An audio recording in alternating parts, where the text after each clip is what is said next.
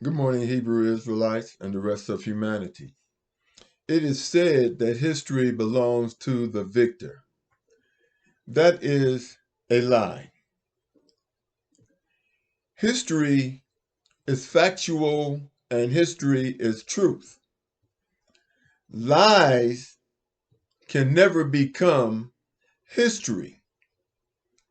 So, in essence, lies belong to the victor, not truth. Lies belong to the victor. And then when they convince themselves that the lies are true, then they become victims of their own delusions. And their followers are and progeny are victims of the lies because they don't know that the lies are lies, which harms them even more because people who believe in lies are insane or delusional. I think it is safe to say that those of us who live within the realms of common sense and research before they accept anything as fact know that history has been whitewashed. If the Bible is not whitewashed, how did Egyptians and Hebrews get English names when they did not speak English? And during the time of the Bible, England did not exist. It has been proven by Caucasians themselves that life started in Africa. Therefore, if you are a Christian and you believe in Adam and Eve, then common sense tells you that they would have African names. And if the Bible does not give them African names, then the Bible has been whitewashed if the names given to Adam and Eve are Caucasian names. Does that sound logical? This one simple fact proves that the Bible has been whitewashed. Not only has the Bible been whitewashed, history has been whitewashed. Columbus did not discover America. And I heard this guy, Tucker Carlson, on Fox News try to explain how Columbus discovered America. Delusional.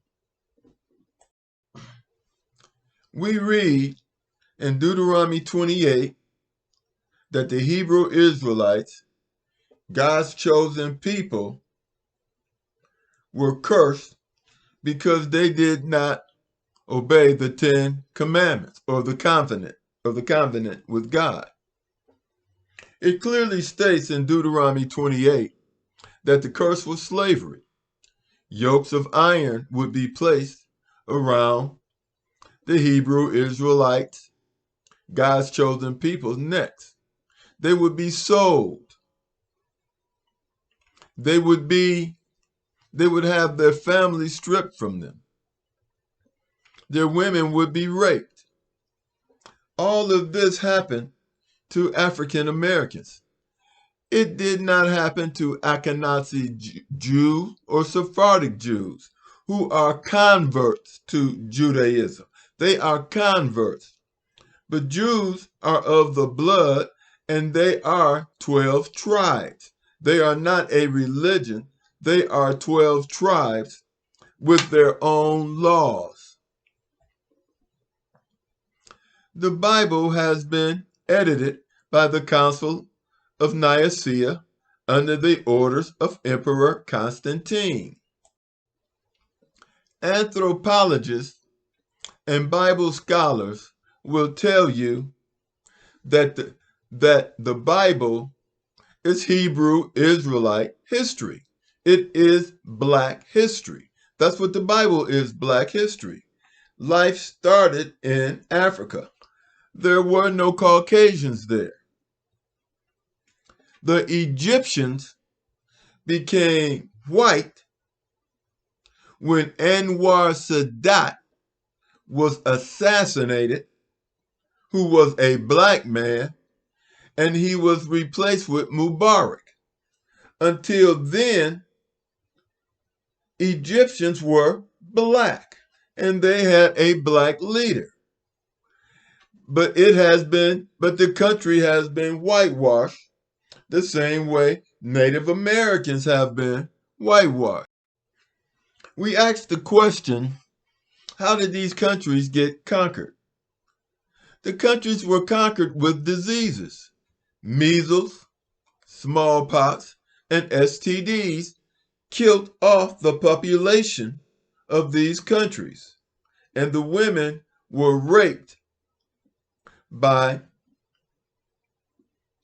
the white Christians who took over. And that's how the country became mixed. But until then, they were black. And historians and anthropologists will tell you this.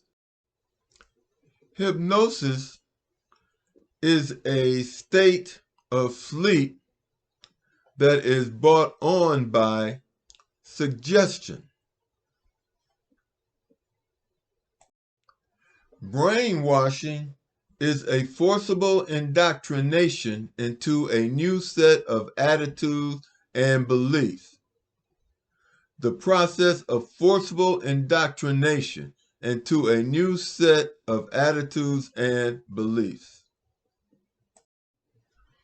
I wanted to bring up the difference of hypnosis and brainwashing because I couldn't understand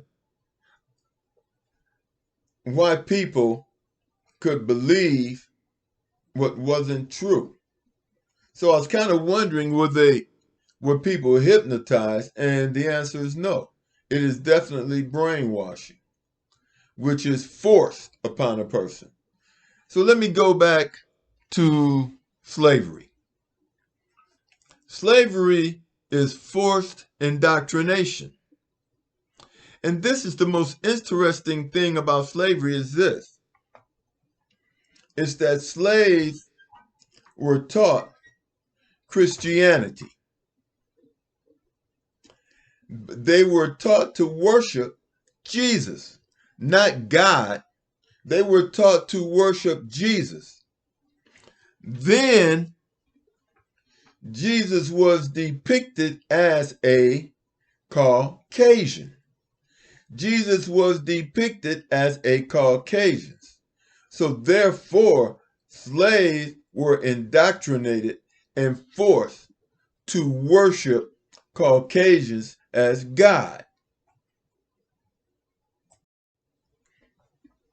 But my question is, how do you bring people out of forced indoctrination?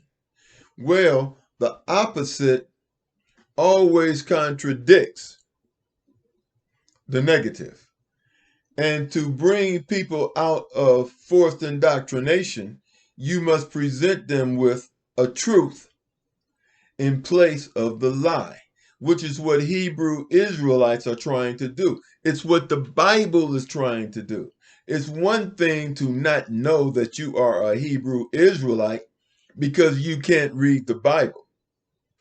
Explain how you can read Deuteronomy 28 and not know that you are a Hebrew Israelite. Because this, to me, is not indoctrination. To me, when you read the truth and you don't accept the truth, this is hypnosis. You are hypnotizing yourself into believing what isn't true.